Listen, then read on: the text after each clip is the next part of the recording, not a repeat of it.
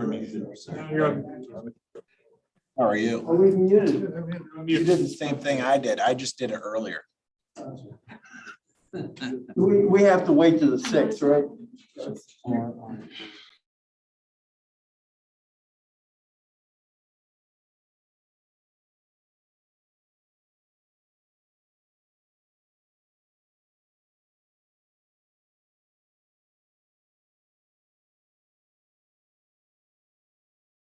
Good weekend. Yeah. Real good, actually. Working a lot. Okay. Mrs. Walker, how are you? I'm good. Can you hear me? We can. Okay, How are the thank kids? you. How are the kids? Sick. All right. All right. Welcome to tonight's school board meeting. I'm going to pledge allegiance to the flag and a moment of silence.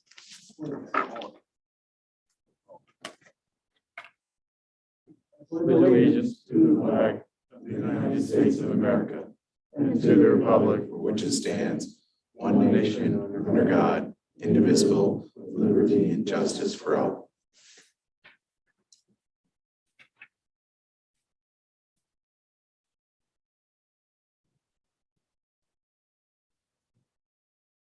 Thank you. Mr. Howard, or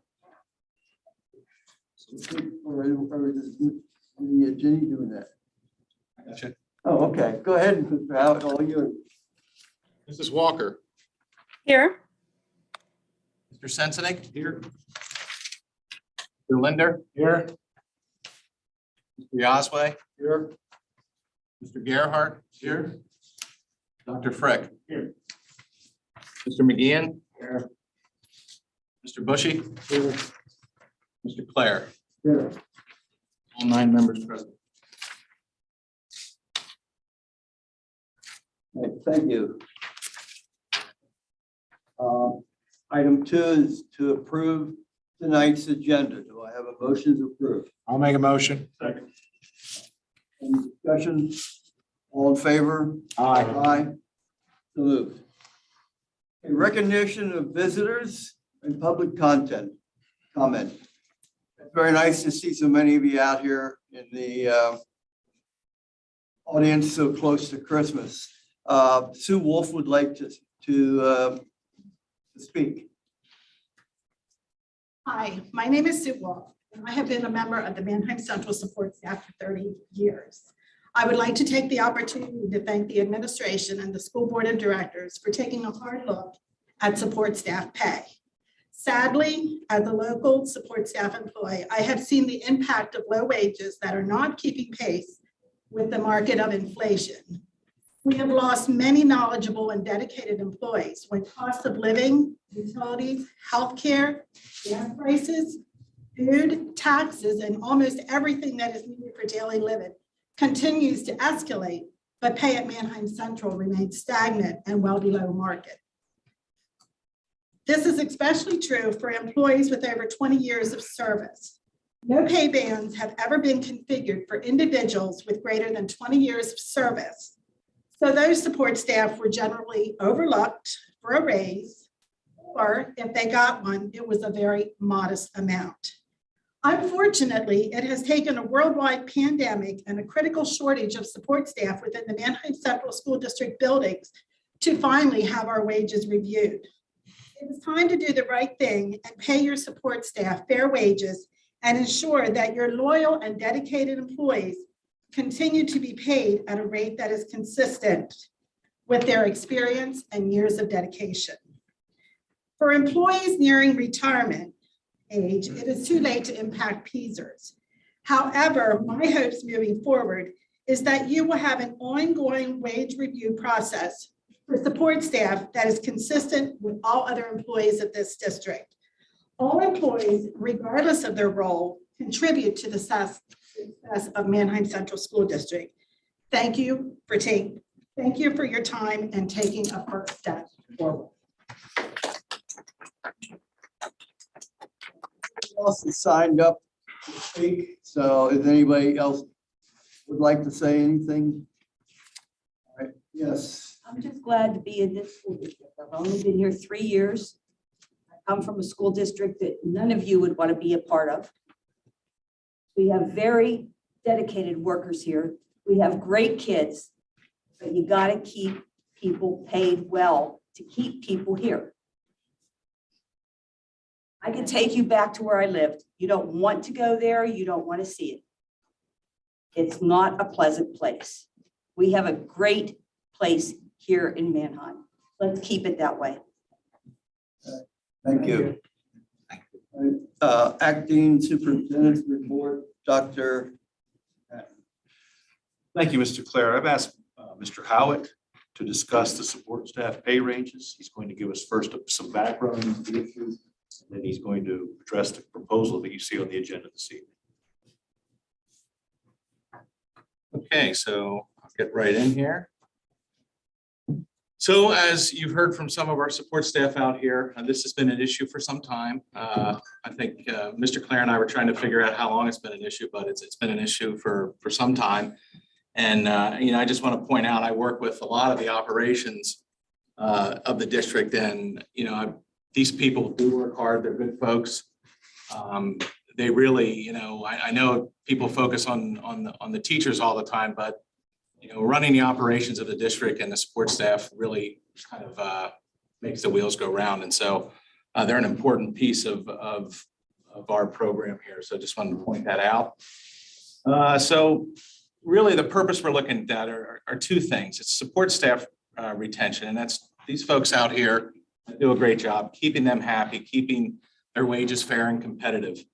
Low wages have been noted as a reason on several exit interview forms. We talked to all the folks that leave, and one of the things that they've noted is, that the wages just weren't competitive enough for them to stick around.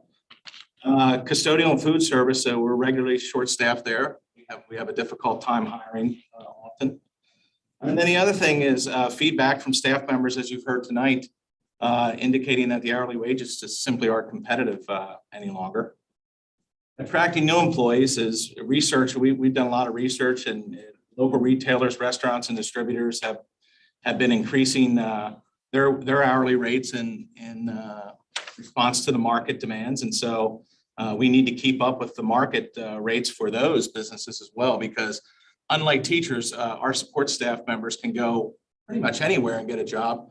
They can go to a restaurant, they could go to a warehouse job, they can go to lots of places. And so we compete with those wages as well when we hire.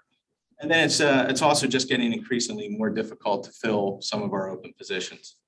So that's really kind of what brought us to looking at this support staff ranges.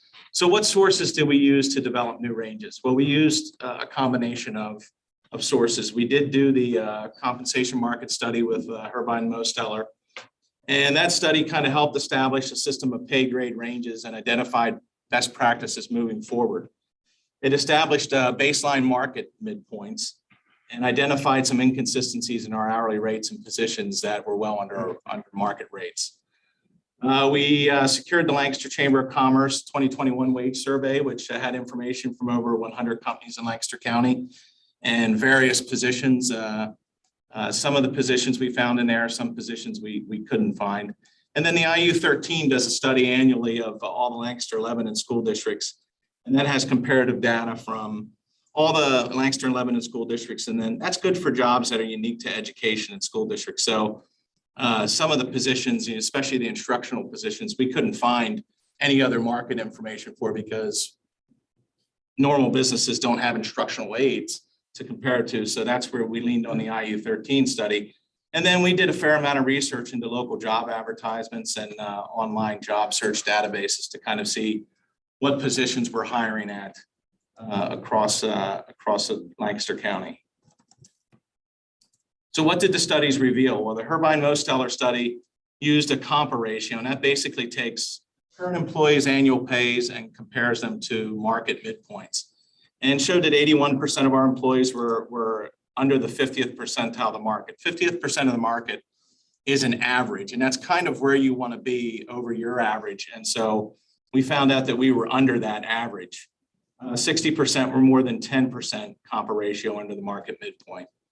It also kind of helped us with our current pay range system, where to position employees on a pay grade schedule. So it was really beneficial for that.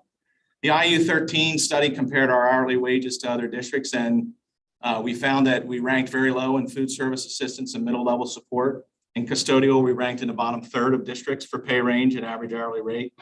Classroom support was in the 25th percentile of all districts' average hourly rate.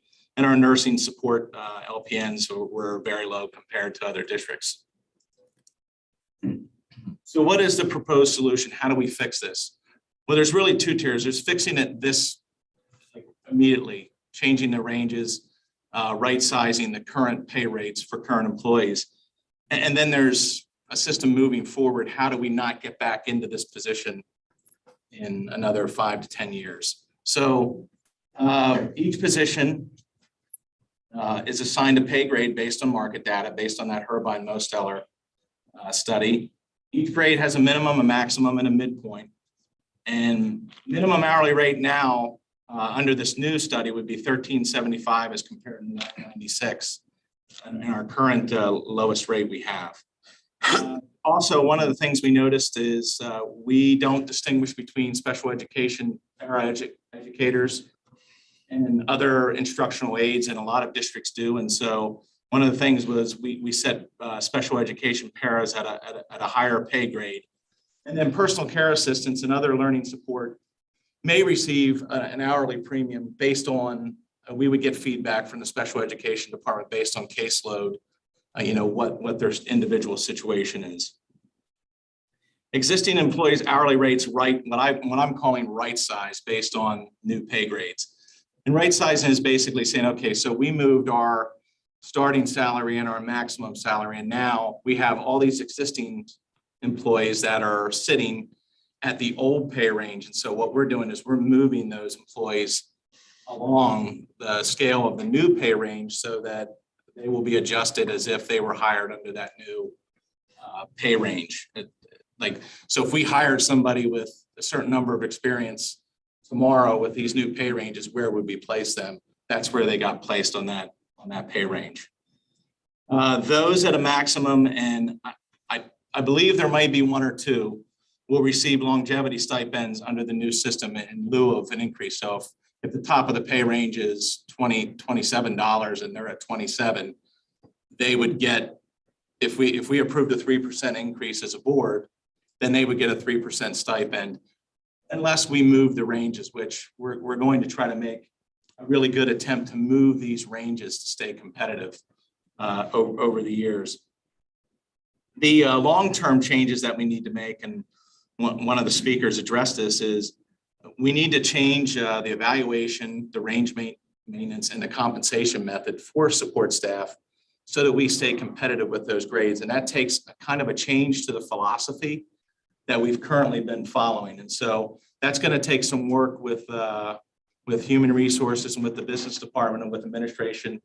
And we'll bring back something moving forward in the future regarding that. But we wanted to bring this to you immediately so you could act on this and not let the need to put an entire system in place hold back the adjustments that need to be made right away.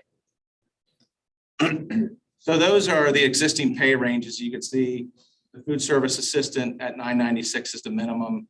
And you can see kind of we approached it from setting up pay ranges around positions. So we would kind of set the range up and kind of say this was a position and the range for that. And then the new system is a pay grade structure. So there we would have a pay grade and we would say a certain position would be assigned a pay grade, and that's what would dictate the starting salary and how we move that person along that range. So some select impacts, examples of impacts of the change. A part-time food service assistant, and these are just random employees, currently making $10.72. Their new rate would be $14.63. The previous range they would have worked under is $9.96 to $13.94. The new range is $13.75 to $19.25. Full-time instructional assistant, current hourly rate is $12.86. The new rate would be $15.89. And again, the previous starting hourly rate was $11.72. The new pay grade 3 would be $14.50 and starting. Full-time custodian, this particular custodian was making $13.80. The new rate would be $17.26. And again, the previous range they were under was $12.29 starting, now would be $15.75. Now, this is going to be different for every employee. So we went through every single employee and we did a calculation and placed them on the scale. So I just wanted to sample out the impact that this would have for 3 specific positions. Here's just a kind of a clip of the before and after starting hourly rate. And, so you can see here, if you look here, $9.96 before, $13.75 after, and if you kind of go down through, there's nurse assistant LPNs, $15.32 was the previous starting. The proposed starting is $20.50, and you can see the increases there. Some of the positions, like if you look in facilities and maintenance tech, we weren't far off market on some of those positions on the study, but we still needed to bump up that starting hourly rate. But you can see the size of most of the starting positions in there increasing, $3 or more on twos. So it's an aggressive increase. We think it's warranted. We think it's deserved. So moving into the next thing, you need to know that the support step budget impacts approximately $760,000 budget impact additional on over our normal operating budget. So wanted to make you aware of that number as well, just so you were aware of the impact and maybe what decisions we'll need to make budgetarily moving forward on those to stay competitive with those rates. So there it is. Are there any questions? I just want to say I commend you. I know it's not like you've just been working on this over the past 30 days. It's been a time coming, and then everyone else that's supported you and helped through so thank you to them with all the other changes going on. So thank you. You did a great job. Thank you. I also want to compliment Mr. Howard, because if you remember, Mr. Howard, when you were on the board, way back when, Mr. McGeehan and I and you were trying to get this moved forward, and we just couldn't do it. Everybody wanted to just stay status quo. I think it's a very aggressive, I think it's a very good program, and there are going to be a lot of other details that will come out. I believe, what did you say, that the supervisors tomorrow? Yeah, one of the things we're going to try to do is get this out as quickly as possible. So specifically, probably the way we'll work it is supervisors will get to each one individually. It may take some time to give you your new rates. These will be effective on hours worked. So it's effective on the first pay in January. So essentially, you're earning the new rates now because how we lag behind with our payroll. The January 7th payroll would be December 13th through December 27th. So effective, what you're approving tonight, we're asking is you to make these effective December 13th, so that first pay in January, they would receive the new rates, the new hourly rates. And that is why we called the school board all wanted to do this prior to Christmas so that we could get this thing voted on to give you the increases that we feel strongly that you need. And there will be retroactive. You won't get it till what, February, but No, they'll get the first pay in January. right. I think I'm already in January. It'll be effective on the January 7th paycheck. Anybody have any other questions or any comments? Yes, ma'am, you may. So will it differ for years of service? Like if you've been here, change, or will everybody start at that? No, it'll go based on your years of service. So you'll move along that.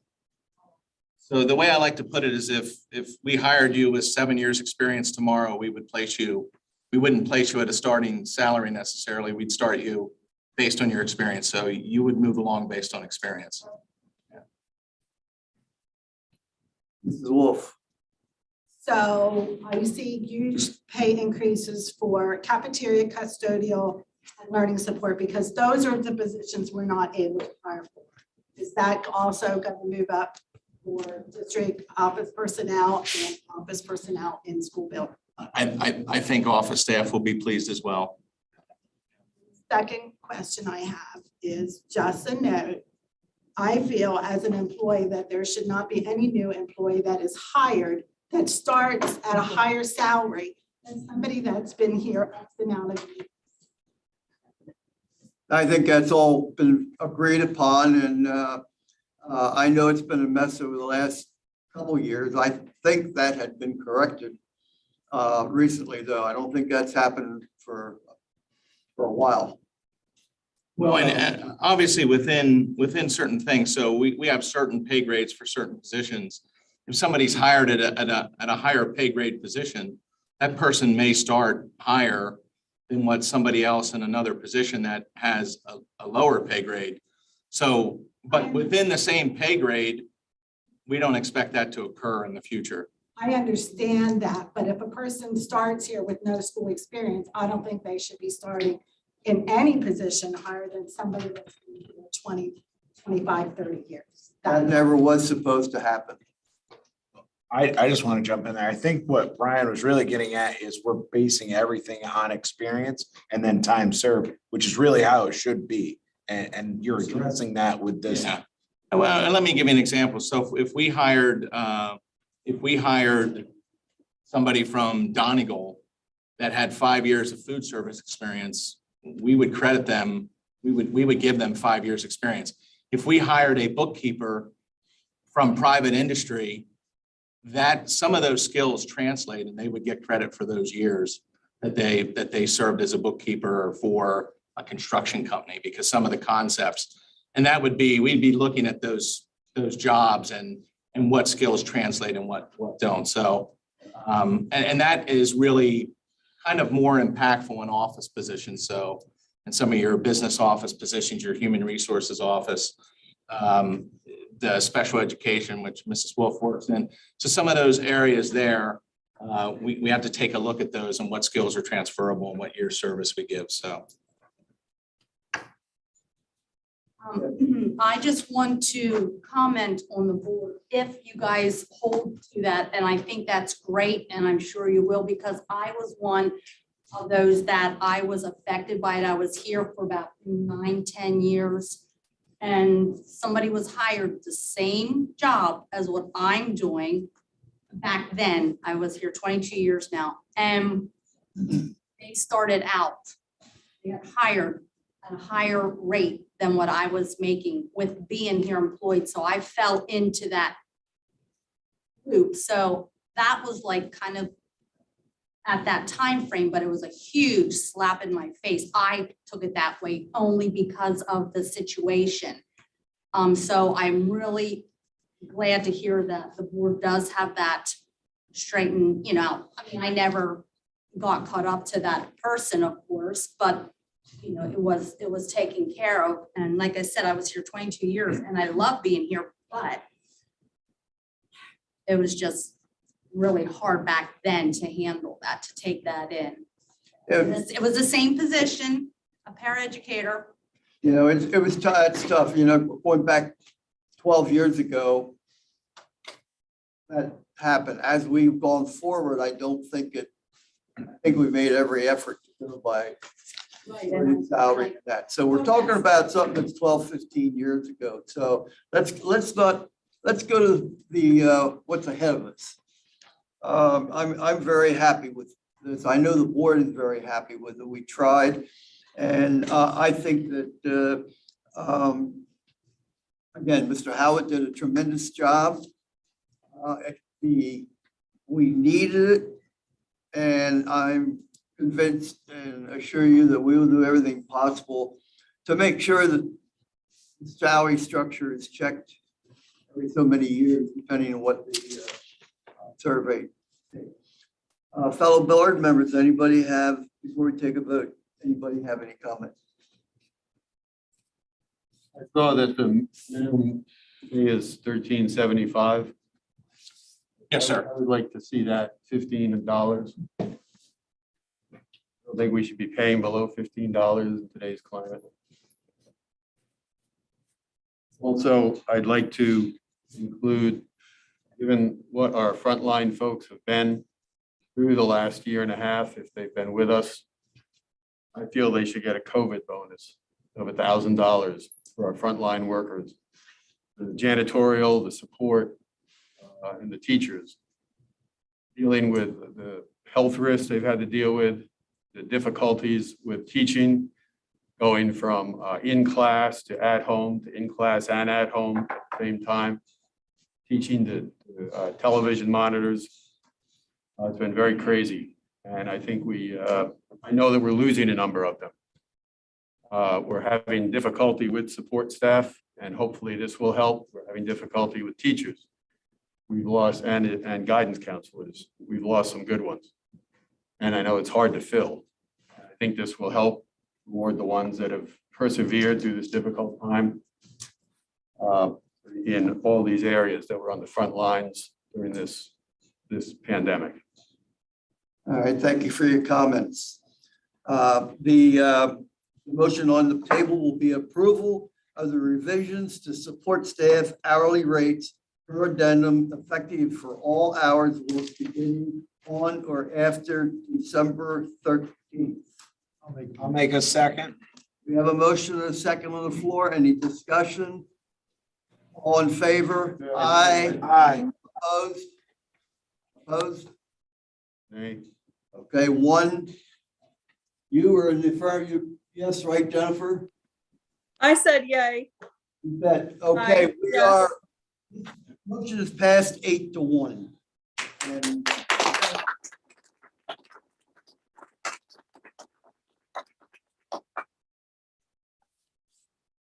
at this point, I hope everybody has a very happy holiday.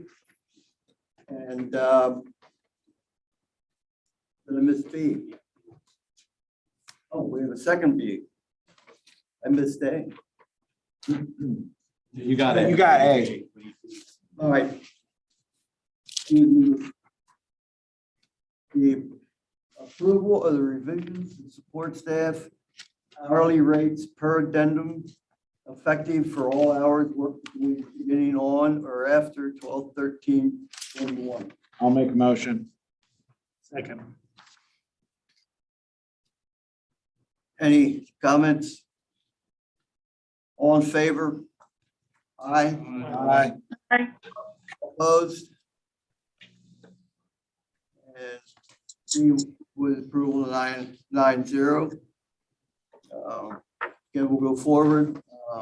The tough part with Mr. Howard is we push Mr. Howard and his staff and the payroll staff to get this done for you. It's but every individual support staff is different. So please pass that on to your staff for this. Have a meeting for adjourn. Make a motion. Second. All in favor? Aye. Aye. Merry Christmas. Happy New Year. Well, Merry Christmas. holidays.